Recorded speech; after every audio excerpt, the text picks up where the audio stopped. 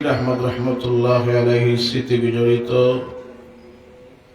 অনল প্রতিষ্ঠিত এই মাদ্রাসার বার্ষিক ইসলামী মহাসম্মেলনে চলমান অধিবেশনের অত্যন্ত শ্রদ্ধাভাজন সভাপতি অবস্থিত মুআজ্জিজ মুকাররম উলামায়ে কেরাম মুরব্বিয়ান এলাকার সর্বস্তরের প্রাণপ্রিয় মুসলমান ভাইরা, মহান রব্বে করিমের দরবারে শুকর গুজার যিনি আমাদেরকে আজকের এই মোবারক মাহফিলে শরীক হওয়ার তৌফিক দান করেছেন, আলহামদুলিল্লাহ।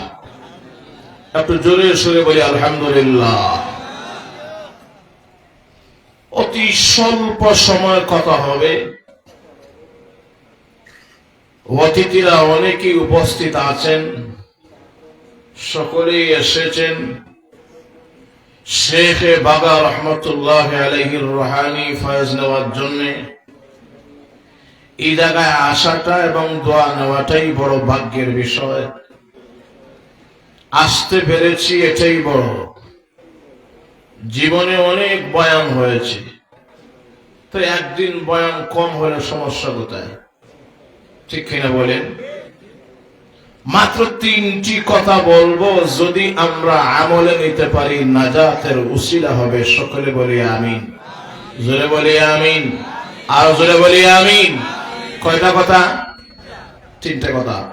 তবে এই 3টি কথা আমি নিজে আমল করব, পরিবারে যাব, বাসা বাড়িতে ঢুকবো, বাসা বাড়িতে যারা আছেন তাদের কাছে পৌঁছায় দেওয়ার চেষ্টা করব, এমন ইচ্ছা আছে তো ইনশাআল্লাহ। কারা কারা রাজি একটু হাত তুলে আল্লাহকে দেখার, আল্লাহ কবুল করো। সকলে বলি আমিন। আল্লাহ নবী বিশ্বনবী রাহমাতুল লিল আলামিন একদিন মসজিদে নবীর মাঝখানে বসে নবীর বয়ান শুরু করলেন। হঠাৎ করে দেখেন কে যেন বুরকা পরে হিজাব লাগাইয়া মসজিদে নবীর বারান্দায় বসে আছে। আল্লাহ নবী তাদের তাকাইলেন, পুরুষ না নারী চিনা যায় না। নবী জিজ্ঞাসা করলেন, মা তুমি কে? নাই, পরিচয় নাই। নবী গো, যদি আমাকে অনুমতি দেন আমি আপনার সামনে আমার পরিচয় তুলে দেব। ইয়া রাসূলুল্লাহ, ইয়া হাবিবাল্লাহ, আমি ওই মদিনার ভিতরে একজন নারী, যেই নারীকে সকলেই মদিনাবাসীরা বলে আমি নাকি হুরে মদিনা, আমি মদিনার হুর। আমি গরিব, আমি অবলা, আমি দুর্বল, আমার মা নাই, বাবাও নাই, এতিম হয়ে গেছি।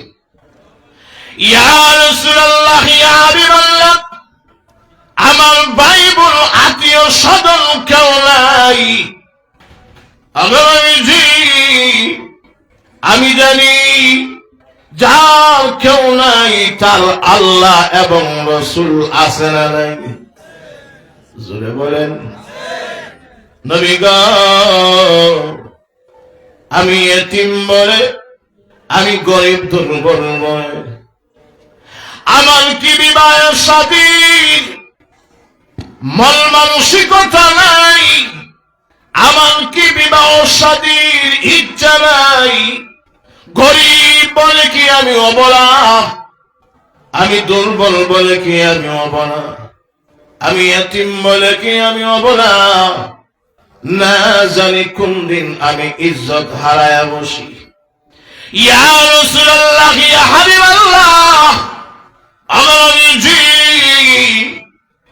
আমি এই মুহূর্তে আপনার কাছে এসেছি এই ওয়াজ মাহফিলের মাঝখানে। মেহেরবানি করে আমাকে বিবাহ শাদীর ব্যবস্থা করে দিন। আল্লাহ নবী চক্ষু থেকে পানি বলে আর ডাক দিয়া বলেন, গোমা তোমাকে স্বামী আমি দেব, এই স্বামী নেওয়ার জন্য কি আমি বিশ্ব নবীদের কাছে এসেছ? ইয়া রাসূলুল্লাহ, ইয়া হাবিবাল্লাহ, ওয়া নবীজি একই উদ্দেশ্যে আমি আপনার সোহবতে এসেছি। এমন একজন স্বামী এই মুহূর্তে মাহফিল থেকে আমাকে দিন, যদি দিতে পারেন মুহূর্তে আমি তার হাতে বিবাহ বসব। জোরে জোরে কোন সুবহানাল্লাহ।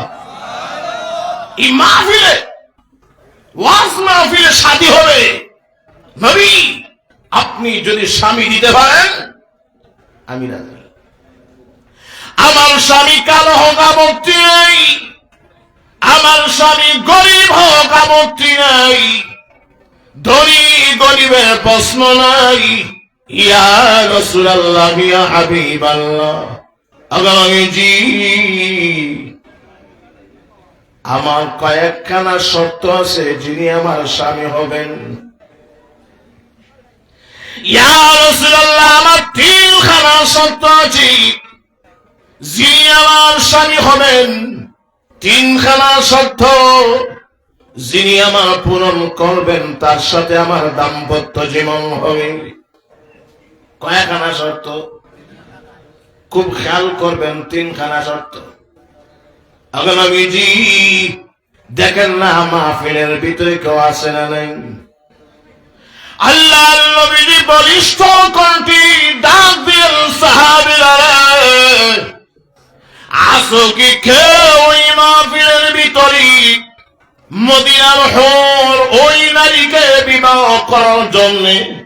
যদি কেউ তা করে মেহেরবানি করে হাত খানা লম্বা করে দিন। আল্লাহর নবী ডাক দিলেন, কেউ নাই। আবারও ডাক দিলেন, কেউ নাই। আবারও ডাক দিলেন, কেউ নাই। হঠাৎ করে দেখা যায় পিছন দিক থেকে কে যেন লাব্বাইকা ওয়া সাদাইকা ইয়া রাসূলুল্লাহ বলে হাত খানা লম্বা করে দিয়েছে।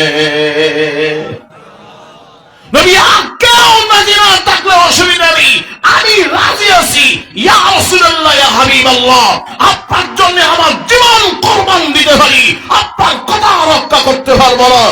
নবীজি আমি আপনার সেই কালো সাহাবী বিদ্যমান আছি, বলুন ইয়া রাসূলুল্লাহ কি করতে হবে আমাকে বলেন, আমি ইনশাআল্লাহ আমল করে দেখাতে পারবো। জোরে কোন সুবহানাল্লাহ। তখন নারী ডাক দেয়, ইয়া রাসূলুল্লাহ, ইয়া হাবিবাল্লাহ, নবী গো, যিনি আমার স্বামী হয় না কেন আপত্তি নাই, আমার তিন শর্ত। কয় শর্ত? জোরে বলেন।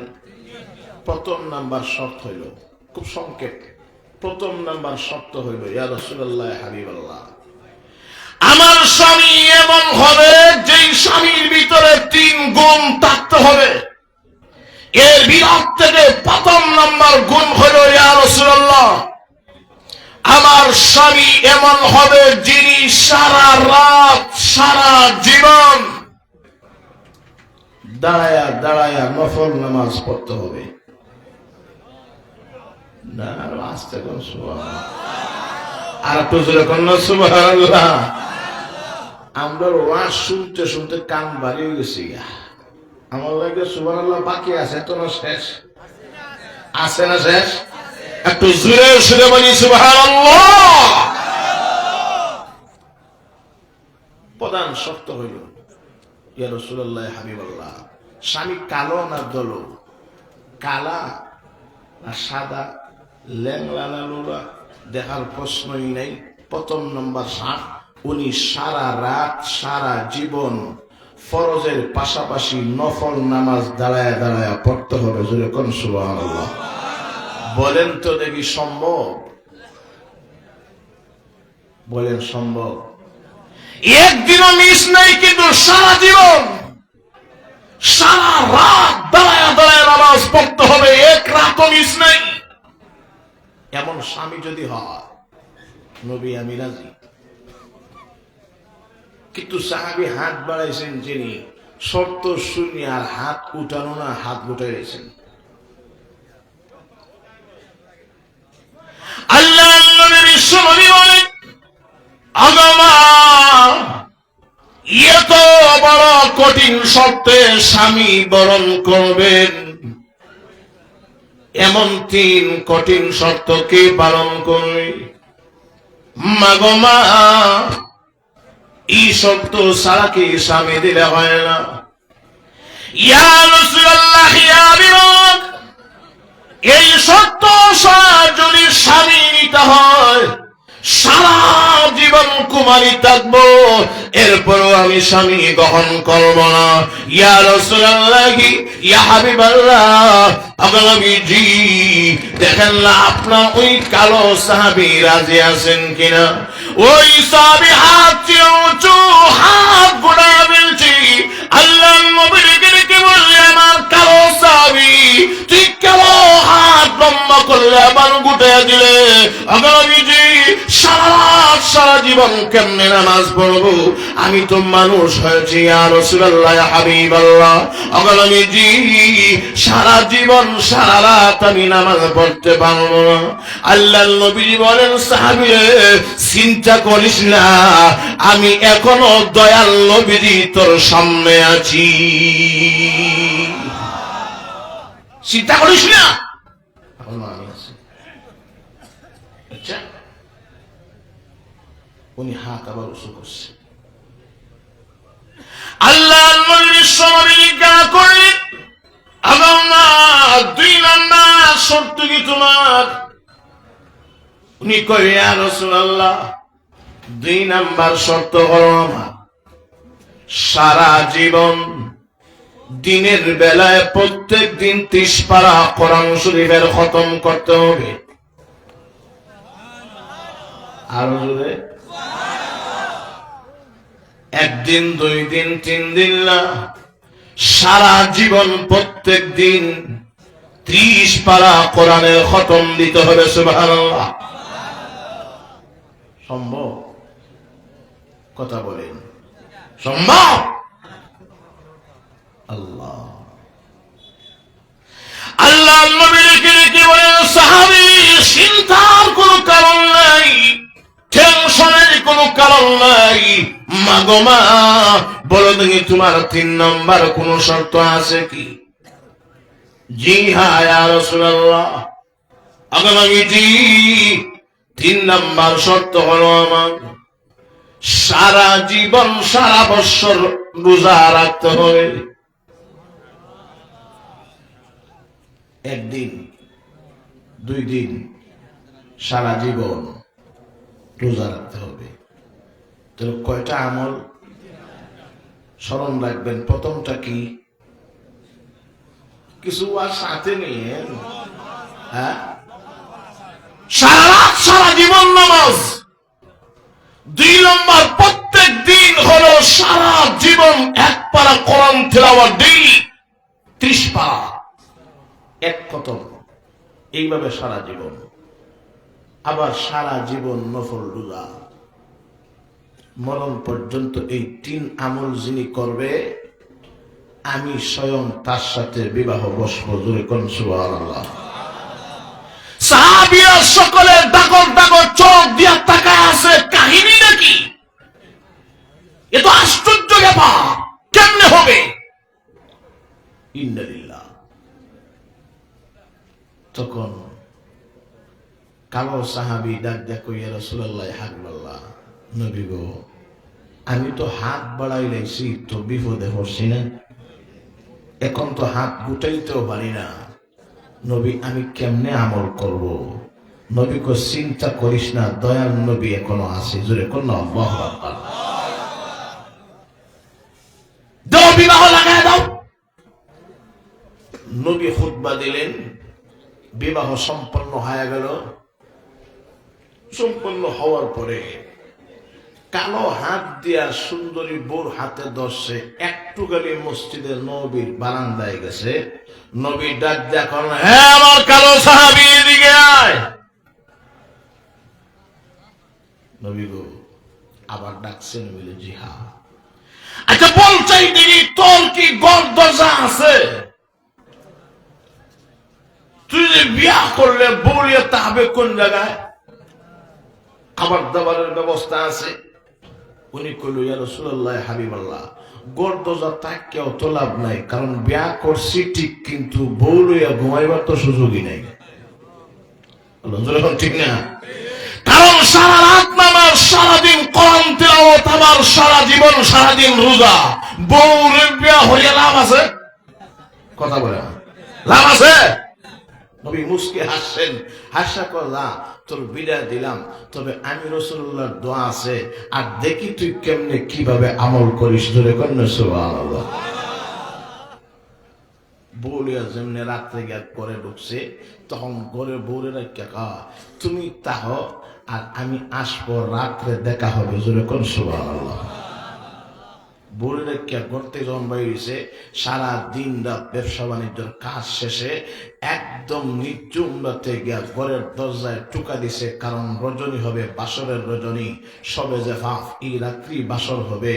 যেমনি গিয়া টুকা দিছে, এমনিতেই বউ ঘরের দরওয়াজা খুলিয়া মুস্কি হাসছে। জোরে কোন সুবহানাল্লাহ।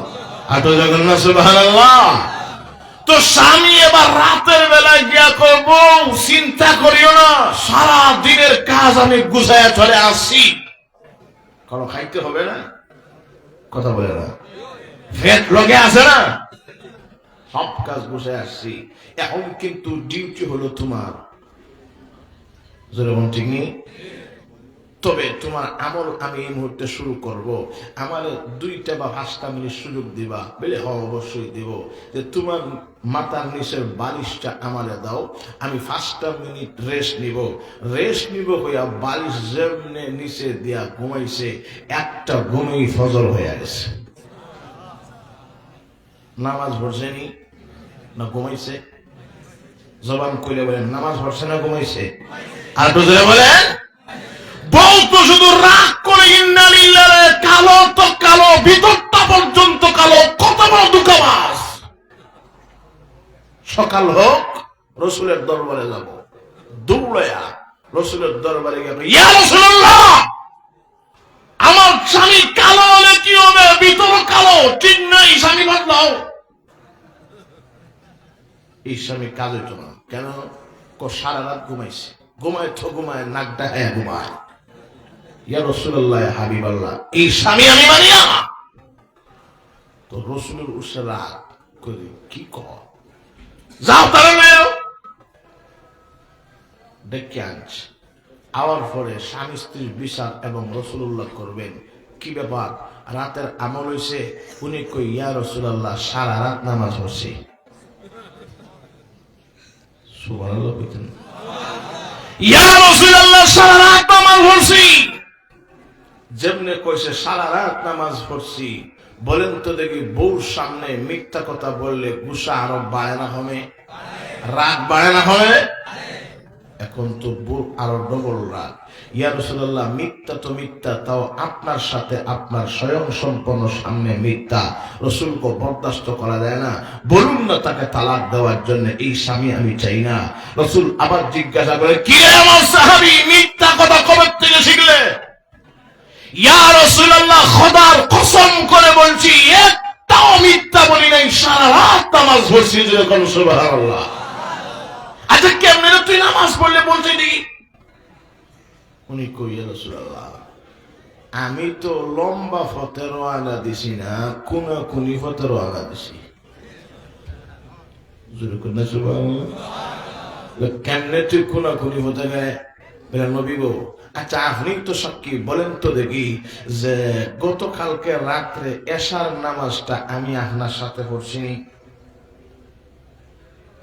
আমি আপনার সাথে বসছি। উনি কয়, হ তুমি তো আমার সাথে বসছো। ইয়া রাসূলুল্লাহ, আপনি যে ফজরের নামাজ পড়াইছেন, আমি তো গিয়া তাকবীরে উলার সাথে আপনার সাথে ফজরের নামাজটাও পড়ছি। আপনি তো হাদিস শরীফে বলছেন, যে ব্যক্তি ফজরের নামাজ আর এশার নামাজটা জামাতে পড়বে, আর যদি এভাবে জামাতে পড়ে ঘুমায়, তার এটা গুণ না, সারা রাত সে যেন নফল নামাজও ছিল। শুরু করছেন না? সুবহানাল্লাহ। আর যদি যখন না সুবহানাল্লাহ, ইন্না লিল্লাহি, তোর বিশ্বনবী কো হয়, এ আমার সাহাবী, এটা তো আমি রাসূলুল্লাহ হাদিস বলা, আমি তো আমি খুশি। যে ব্যক্তি এশার নামাজটা পড়লো জামাতে, আবার প্রত্যাশে সকালে উঠে ফজরের নামাজটা পড়লো, গুয়াকে সে যেন সারা রাত নফল নামাজ পড়লো। জোরে কন্যা সুবহানাল্লাহ। তো বউ কই ইয়া রাসূলুল্লাহ এই বাইপাসের পথটাকে আপনি শিখিয়ে দিয়েছেন কোন হক। তখন উনি কয় হো এটা আমি রাসূলুল্লাহর হাদিস। বউ কই ইয়া রাসূলুল্লাহ আমার স্বামী কালো হলে কি হবে? অসুবিধা নাই, মার আছে। সুবহানাল্লাহ, আটো সুবহানাল্লাহ। তবে ইয়া রাসূলুল্লাহ আমার 2 নাম্বার বিচার কেন পাই নাই? বলে কি? সারাটা দিন ঘুরায় একটাবারও কোরআন তেলাওয়াত করে না। কিরে তেলাওয়াত করিস না? বলে ইয়া রাসূলুল্লাহ প্রত্যেক দিন খতম দেই। বলে কেমনে? বলে কেমনে আবার কোনগুনি বুঝেন তো? আর তুজরে বলে কোনগুনি কেমনে? বলে ইয়া রাসূলুল্লাহ ইয়া হাবিবাল্লাহ আপনি তো শিখিয়ে দিয়েছেন যে ব্যক্তি সূরাতুল ইখলাস একবার পড়ে 10 পারা কোরআন তেলাওয়াতের সওয়াব, যে ব্যক্তি 2 বার পড়ে 20 পারা কোরআন তেলাওয়াতের সওয়াব, যে ব্যক্তি 3 বার পড়ে 30 পারা কোরআন তেলাওয়াতের সওয়াব। ডেইলি আমি সূরাতুল ইখলাস 3 বার পড়ি, আপনার হিসাব মতে হাদিস মতে আমি প্রত্যেকদিন 30 পারা কোরআন তেলাওয়াতের সওয়াব পাই। ধরে কন্না সুবহানাল্লাহ। নবী করে এটাও তো আমার ওরা, এটাও তো আমি কয়ে দিছি। রসুল আপনি বললে দিয়েছেন? বলে হ মা এটা তো আমি বললে দিছি। তাইলে তো আর বিচার করিয়া লাভ নাই। স্বামী আমার কালো হলে কি হবে? বুদ্ধি আছে। যদি কন্যা সুবহানাল্লাহ। ইয়া রাসূলুল্লাহ ইয়া হাবিবাল্লাহ 3 নাম্বার আমার বিচার পাই নাই। নবী গো 3 নাম্বার বিচার হলো রোজা রাখা। নবীজি একটা দিন রোজা রাখে নাই, সারাদিন খায়ার গোড়ায়। আল্লাহ নবী করলেন সাহাবী তুই কি রোজা রাখিস ইয়া রাসূলুল্লাহ? উনি কয় নবী গো একদিনও মিস দেই নাই, ডেইলি খোদার 12 মাস রোজা রাখি। করে তুই রোজাও রাখোস কি খায়ার রোজা? বলে হো খায়াও।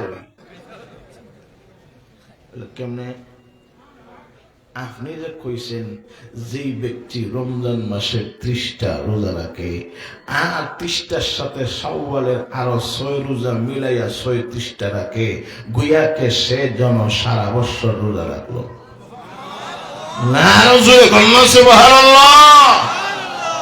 এই মতে সুন্দরী দেবতী নারী বলে ইয়া রাসূলুল্লাহ ইয়া হাবিবাল্লাহ নবী গো বিচার দিয়েছিলাম আর বিচারটা উঠায় নিয়ে গেছি। আমার বিচারের প্রয়োজন নাই। আমার স্বামী কালো হলে কি হবে? আমার স্বামীর ভিতরে কোরআন হাদিসের আমল আছে। ইয়া রাসূলুল্লাহ দোয়া করবেন সারা জীবন যেন আমার কালো স্বামী নিয়ে তার জীবন সংসার করতে পারি। আমি জিজ্ঞাসা করি বলেন তো দেখি সারা রাত সারা জীবন নামাজ পড়া সম্ভব? জুড়ে বলেন। কিন্তু এশা আর ফজরটা তো পড়া সম্ভব? কথা বলেন না। আর একটু জুড়ে বলেন। লম্বাটা না পারলে তো সংক্ষেপে যদি পড়ে আমরা সারা রাত্রে সব পাই নামাজে, তাহলে পড়ার দরকার আছে না নাই? যদি এখন দরকার আছে না নাই? 2 নাম্বার হলো পৃথিবীর মানুষেরা পেটের যন্ত্রণায় দুনিয়ার ধোঁকায় পড়ে তুমি আমি সব নষ্ট হয়ে গেলাম, আমল করার সুযোগ নাই। তাহলে কোরআন তেলাওয়াত তো দূরের কথা, কোরআন হাতে নেওয়ার সুযোগ নাই। পৃথিবীর মানুষ হাঁটতে বসতে উঠতে ঘুমাইতে খাইতে নৌকায় চললে গাড়িতে চললে বলেন 3 মর্তবা সূরাতুল ইখলাস তেলাওয়াত করার মানুষ সময় আছে না নাই? যখন আছে না নাই? গেল 2 নাম্বার 30 পারা কোরআনের সব পাইলেন। 3 নাম্বার হইল রমজানের রোজা তো মুসলমান হিসাবে সকলেই রাখি। শাওয়াল মাসের রোজা 6 রোজা যদি আরো আমরা পূরণ করে রাখি, সারা বছর নফল রোজা যেন রাখলাম। জোরে কন্যা সুবহানাল্লাহ। তাহলে এত লম্বা লম্বা আমলে যদি আমরা একান্ত দুনিয়ার দুকায় পড়ে না যাইতে পারি, সংক্ষেপে এই 3টা আমল কারা কারা করতে রাজি নাকি? কবুল করো, আল্লাহ কবুল করো। হাত বাড়ান, আল্লাহ কবুল করো। সকলে বলি আমিন। জোরে বলুন না আমিন। আল্লাহ বলেন মান আমিলা সালিহাম মিন যাকারিন আও উনসা ওয়া হুয়া মুমিন, যে ঈমানদার পুরুষ আর নারী মিলে নেক আমল করবে আমি আল্লাহ তাকে মস্ত বড় দুইটা পুরস্কার দেব। একটা পুরস্কার নাম হলো ফালা নুহইয়ান্নাহু হায়াতান তাইয়্যিবা, আমি আল্লাহ তাকে পবিত্র জীবন দান করব। দুই নাম্বার পুরস্কার হলো ওয়ালা নাজিয়ান্নাহুম আজরাহুম বিআহসানি মা কানু ইয়ামালুন, আল্লাহ বলেন আমি আল্লাহ এর চেয়ে আখিরাতে আরো উত্তম বিনিময় দান করব। সুবহানাল্লাহ। আল্লাহ যেন আমাকে আপনাকে সবাইকে এই ছোট্ট ওয়াজটা উপরে আমল করার তৌফিক দান করেন। সকলে বলি আমি আসছি দোয়া নেওয়ার জন্য, বরকত নেওয়ার জন্য। আমার জন্য দোয়া করবেন, আমরাও দোয়া রাখবো ইনশাআল্লাহ। আর এটা তো দোয়ার একটা মরকজি জায়গা, যখন ঠিক কিনা আর তো যখন ঠিক না, আল্লাহ যেন শেখে বাগা রহমতুল্লাহ এই প্রতিষ্ঠিত এই বাগানকে কবুল করেন, আর এই মারহুমের দারাজাত যেন আল্লাহ বুলন্দ করেন। সকলে বলুন না আমিন। আল্লাহুম্মা তাকাব্বাল হাযিহিল মাদ্রাসা মাকবুলাতান মারদিয়াতান ইনদা বাবিকা ইয়া আল্লাহ।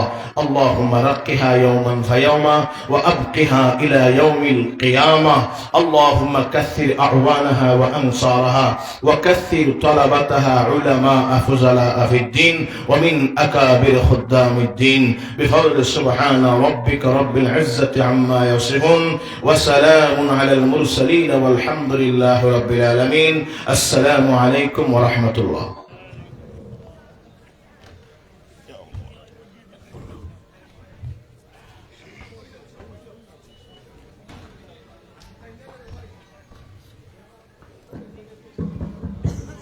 সম্মানিত হাজির, আপনারা উঠাউঠি করবো না, যদি পেশাব পায়খানার জরুরত থাকে উঠুকা।